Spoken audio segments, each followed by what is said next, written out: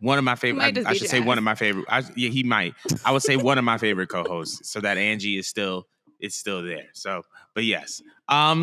But since you've been back, there's been a lot happening, and one of those things is the debut of Jade Cargill, the arrival of Jade Cargill in WWE. She's had a face-off with some of the biggest women superstars in the company. One of those was with Becky. The other one is with Charlotte. Obviously, she's been on screen with Triple H and Shawn Michaels. So I wanted to know, how do you feel about her presentation upon arrival in the company?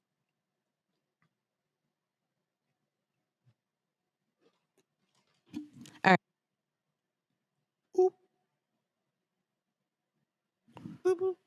That was weird. All right, my microphone's a little bit weird, y'all, but I'm back. All right. As far as Jade goes, first of all, I love her look. It's not too far off from what she was doing in AEW, but she's definitely coming in with this bad bitch energy. Like, she got these bad bitch fits on.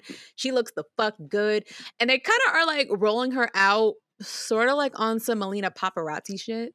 That I love. Like, she gets a big ass limousine truck when she comes out. She already has like a posse going, people watching her, bodyguards or whatnot. They are treating her like she is just like the prize. Like, and she's inserted like she's the prize. And y'all know that Bianca is taking her little hiatus. And I really thought to myself, because Bianca's not there, that they would definitely just had thrown her to maybe some of the not quite mid card girls, but the girls that were like upper mid card per se, and then build their way towards the bigger stars. But I kind of fuck with the fact they segued her straight to the two women. Sorry, they're not girls; they're grown ass women that main evented WrestleMania. You know, that's big. That is huge. Not just one, not just, they gave us both at the same time. And I love it. I was paying attention to the way they presented it, right? So they had Jay come out and they had Sean greet her. Love that. I love the fact they had to hand off with a legend. And I believe with Sean, if I'm not mistaken, that's when she met Becky, correct? Or that was just No, its own separate thing? that was their own separate thing. Right. So they had a handoff with a legend. And then they also had her meet Becky. And I loved it. I actually loved it. Just because the way Becky and Charlotte both handled it, Charlotte like looked as if like she already like been studying her. Like she's been studying this woman since she was over there and she's prepared for anything. Becky saw her like she's just like, I'm not doing this shit, bitch. Like I'm not doing this. I'm not the one. I'm not the one. You're gonna have to get in the back of line like everybody else. I love the differences in attitudes. A, B, like I said, I love like the hands off with the legend. They had Triple H introduce Jade to Charlotte, which I loved it. I loved it. It makes me excited because I don't know what they're going to do with either or. Because as of right now, Jade's not like she's not applied to either brand yet. We don't know what they're doing. We don't know if she's like, for all we know now, she's just a free agent. So it's just like, all right, they made sure that we know that she's going to deal with Charlotte and that she's going to deal with Becky. What are they doing here? Because like I said, right now, it's October. We got Survivor Series coming up. Is this a setup to put these women together now and they're feeding us that soon? I'm excited, but I'm just like, I know that along this journey, they're going to definitely get Jade over to Bianca. So it's like, what are they going to do in the meantime while she's away? Are they going to have her go over both Charlotte and Becky and then have her run through the roster and then have Bianca be the hero here that has to slay the beast? If that's the case, that's an extraordinary way to potentially put over Bianca in that sense. So that's where my brain's going with it. Because I know that they're going to give Jade most likely the Goldberg effect. I see it. It's already there. Like, how could you not? Right. She has the whole WWE look and presentation. But now I'm just like, all right, what are they going to do that's going to be a payoff to the division? Are they going to establish Bianca even more and pad her resume more? where is this all going to lead to, and what is the money match that we're heading towards with WrestleMania, since you can already tell she's going to be there. Who are they going to set her up with that's going to be that money match? And that's why I wanted to ask you, Jordan. So before I get to that, I do want to address this. In addition to everything that you just said, I'm not even going to echo it because I feel like your points are valid and they're great and they deserve its own spotlight. So I'm going to put a spotlight on another set of points. The level of presentation, I'm going to just put it like this. The bar is up. The standard is up as it pertains to presenting people in pro wrestling from here on out. Because the common thing was you go to AEW, if you're in WWE, you go to AEW, they're going to treat you well. And now what I'm starting to realize is, were they treated well or did they just get pyro? Were they treated well or did they just get a new song? Were they treated well or did they just get some distinct merchandise that they couldn't have done in WWE? And granted, all those things are valuable, but Jade has been, her fits have been trending, her moments have been online, have gone viral. She hasn't made an entrance yet. She hasn't had a match yet. So we have to ask ourselves, what does it mean to truly be presented like a superstar? Because Jade hasn't even walked down the ramp and she's being presented as the star in WWE, not just any new talent, the star. So I think that that's one thing that I had to notice, that I had to point out. Number two, I also have to point out that this is not by coincidence. Look at the way they treated Cody. Look at the way they treated Jade. You go to NXT if you're watching it, look at the way they're treating Brian Pillman Jr. He's getting his own little vignettes. He's getting his own little segments that are building suspense for his debut. This is a very clear message to AEW talent. Listen, we know that people have come from WWE and have gone to AEW and they said that we're not going to treat you. But look at what we're doing for all these guys. If you're up our alley and we are pursuing you, we're going to do right by you. We're going to treat you well. We're going to make you come off as a star. You know what? If you want to own your trademark, you can do that. Cody did it. Jade did it. You know what I'm saying? We'll give you the bag that you want and we'll treat you like the superstar that you deserve to be treated as such.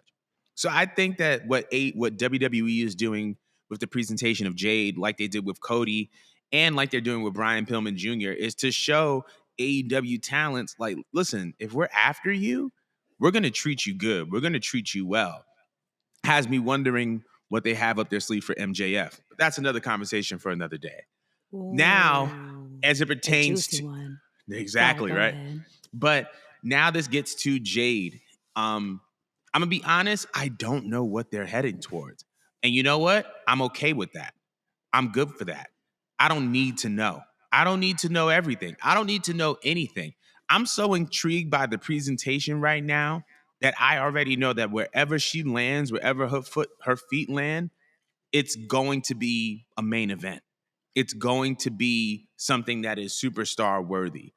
One of the things that Triple H said in a recent press conference was like, he's excited about Jade's arrival, and it's mostly because he has patience with these types of things. He's not looking to put Jade in the ring right away. So, this may put her in a position to get more polished in the ring. This is going to position her to really build the suspense the way that they want to build the suspense. And that's great on her because it's like, if we're looking towards a build-up towards WrestleMania, it's October. You don't want to put her in the ring right now and then the hype around her dies before the Royal Rumble. Make them wait. Make them wait. Make them wait. You have her popping up here. You have her popping up here. You have her doing on-screen, segments with this person and this person But and not this person. too much. Yeah, not too much. They did with Lacey, and that just pissed everybody off. Yeah. No, I don't. But here's the thing, though. Jade's hasn't felt forced, and it hasn't felt like too much. Mm-hmm. Like it's and if you notice, she hasn't even really spoken. It's a hey, nice to meet you. It's a hi, pleasure to, and it's stares and it's confrontations, but it's not really words. She hasn't when even you're great, you don't have to speak. Exactly. Not but very much. Not that much. But that goes to show you like there's some thought that's being put into this presentation. I think it's a Triple H thing, and we're gonna get to that later. But yeah, I don't know where this is gonna go, but I'm super excited about where it eventually does go, because I know that it's going to be big. But I'm gonna ask people, them at home, let us know how you feel about Jade's presentation thus far. And matter of fact, let me ask you this before I even move on. Do you feel like she's being presented more of a star in WWE than she ever was in AEW?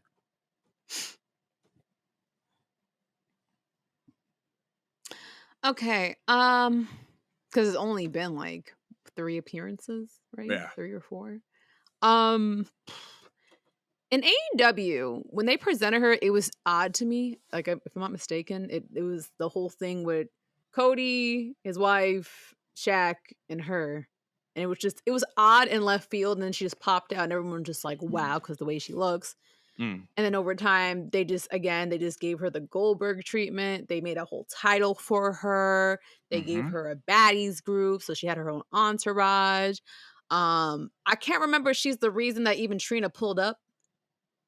I think she was.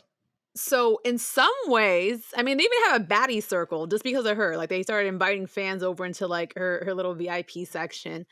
So I feel like in a way they did make her feel like a star. I mean, in comparison to everyone else, she was the Mm. biggest thing. Like, to me, there was a time where she was holding the belt, and I think Thunder Rosa was holding her belt, and Britt Baker was holding her belt and whatnot. But Jade was holding it, and I feel like Jade felt like the most important person on the entire brand. But I can't tell if it's because they just suck at booking the women, so that by default Jade just felt like that girl.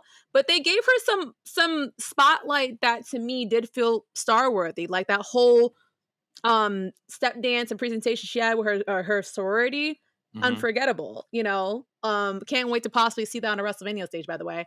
But with the way they presented her with WWE, if you're going off of that comparison between Cody, wife, Shaq, and then what we got with WWE, then yeah, WWE did a way better job because less was more. Yeah. And they immediately set her up straight with stars, not with random people like freaking Brandy doing her very, very, very offensive shtick. I'm a So black bitch. No, right, right. In a weird way, I kind of miss it. I don't know why. I kind of miss her just being offensive once a year. But I digress. I feel as though with the presentation with WWE versus what AEW did first time ever, WWE is doing it better. But they had time to do it better. They got to watch AEW flop for like a year and a half with her. Maybe 2 years. Okay. Yeah. What do you think? I agree. I also think, listen, when we talk about like Tony Khan as a booker and Triple H as a booker, I get it. Tony, bro, you passionate. Hunter has been a part of some of the most memorable stories in WWE history. Shawn Michaels as well. So there is a high likelihood that they're gonna know how to present a star better than you. It's no offense against you, but like Hunter and Shawn were DX. You see the disconnect? Like they were part of DX. Like they were like I'm not even Evolution. Like the wars. Oh my God. The original war. The original Monday Night Wars. That's another thing too that I'm gonna touch on. Like everybody's like, oh, AEW, WWE going at it, ratings. I'm like, bro, do you understand that like Hunter and Shawn were brought up in a time where like competition was a default setting? Yes, it's gonna be smoke if we're on the same night. Like, are you dumb? Are you dumb? Like, if your show's on Tuesday night, my show's on Tuesday night, I'm trying to smoke you. That's it. Now, granted, AEW smoked WWE for like a good 2 years off of NXT and AEW, but there's that. But I just have one feel more question though. I'm sorry. After you're done, I have one more question. all I was just gonna say was just like I feel like Tony Khan is a very, very passionate man, very, very passionate booker. However, it's the skill and it's the experience that's going to separate people. And the reality of it is that Hunter and Shawn have been booking talent and have been booking themselves for longer than most people have been alive. So, of course, when it comes to the presentation of a new star, they're going to know how to handle this a lot better than people expect. But keep going. What were you going to say? Um, this might possibly be a question that y'all covered while I wasn't here, but I really do feel like AEW and WWE had a handshake when they decided to trade Edge and Jade. That's what it looked like. Mm. Who do you think had a more inviting and better debut?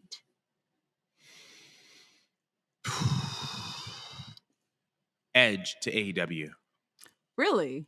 I think Edge had a more inviting, because you got to understand, I think that it's hard. It sucks to compare the two because they're two totally different talents at two totally different points in their careers. I Mm-hmm. feel like not every wrestling fan, not every WWE fan knows who Jade is, but every AEW fan knows who Edge is. Like, if we're going on the narrative that AEW is the hardcore wrestling fan, I don't care how much you don't like WWE. Like, Edge and Christian, the rated R superstar. Like, things may have changed and may have rubbed you the wrong way, and then you want to watch a different wrestling product, but like, Edge is Edge. And so I think that when he made his debut in AEW, there was like a lot more like, oh my God, because it was kind of building.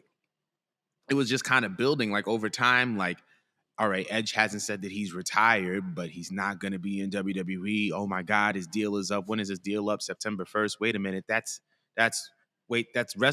Isn't that Wrestle Dream?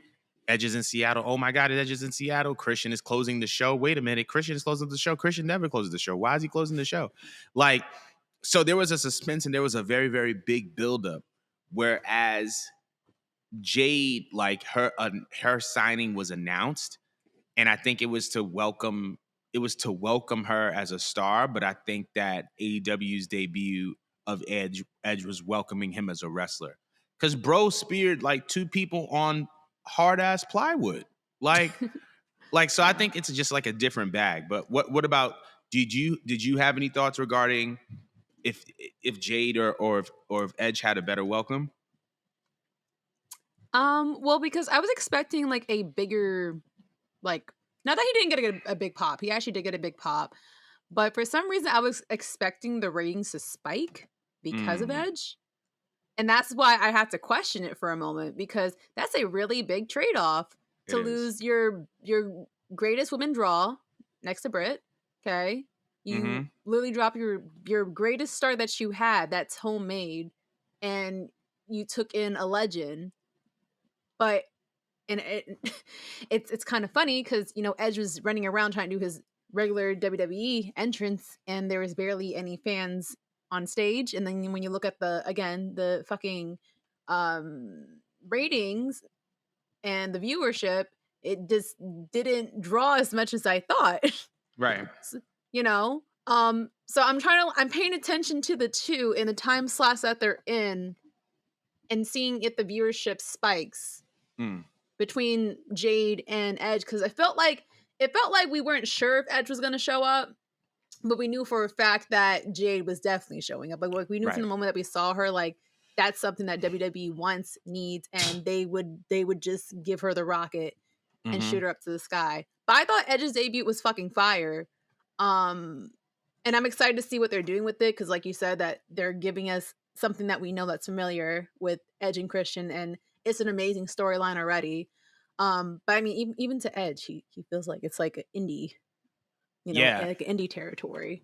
And I think that that's what the reason why Edge wanted to go to AEW was because it had a different feel from WWE. Also, I'm glad that Edge and Christian are working together at this point in time in both of their careers, because it feels equal, because Christian is at the top of his game.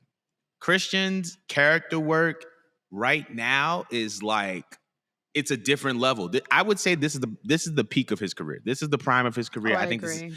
I think that this is the best time Christian has ever had as a solo character. Like, but I don't get me in that bag. But I want to know what everybody else feels about Jade getting to WWE and blase blase blase. But we're moving on.